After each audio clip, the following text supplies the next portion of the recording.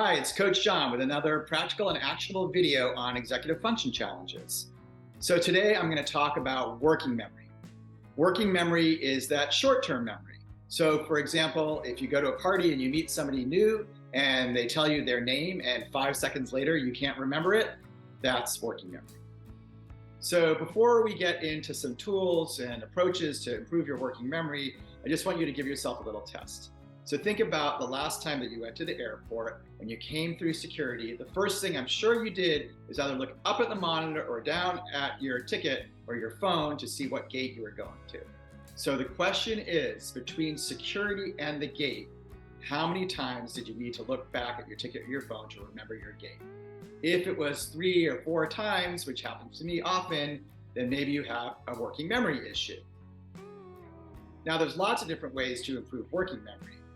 For example, in the airport, what I do is, let's say the gate is 18.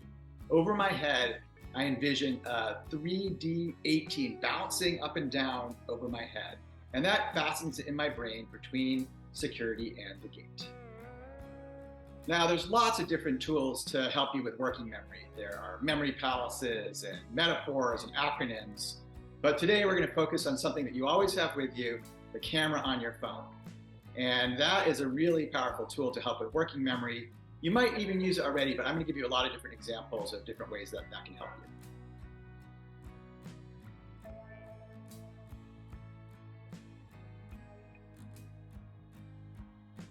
So I use my camera to capture pretty much everything.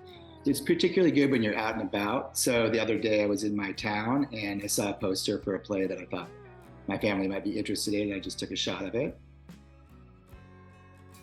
There's 5 people in my family, so we've got 3 kids, and everybody can contribute to this whiteboard with items for shopping lists. And then if I go do the shopping, I'll just take a picture of the shopping list and get to the grocery store.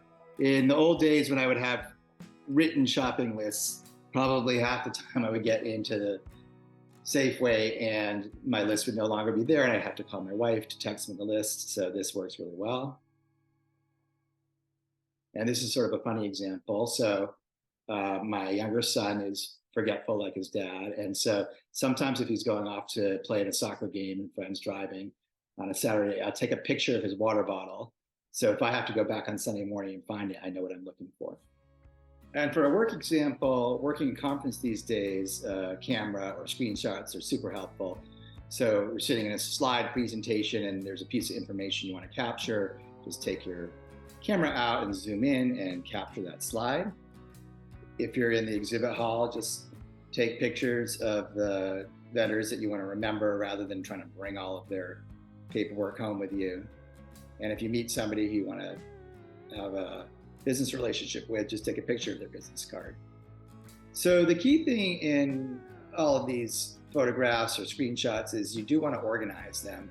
I know that takes time, but if you can just put a little Google Drive, let's say it was, Western Conference 2023, and then just take your 6 pictures and put them up there. Then when you need them, 6 months later or 3 months later, you'll know where to find them. Now here's one I bet you a lot of you use all the time, which is the old parking spot picture. And it's critical, of course, that you have some context clues.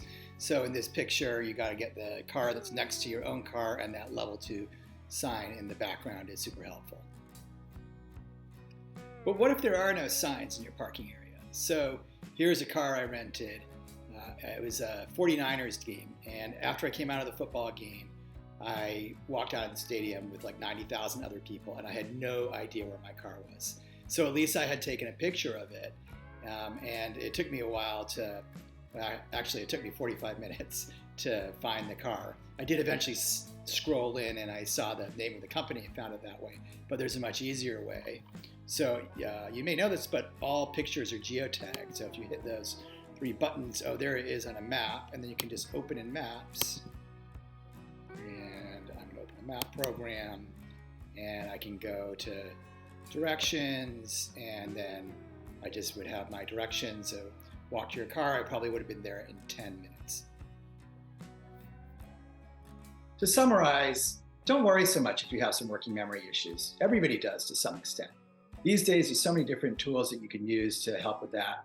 And remember, you always have that camera right in your pocket, but you've got to use it. And like all of these executive function issues, it's a matter of building habit. So start today, bring your phone with you, and when you find some things that you need to remember, take out your phone and shoot it. I'm Coach John. Have a great and rememberful day. Is that a word?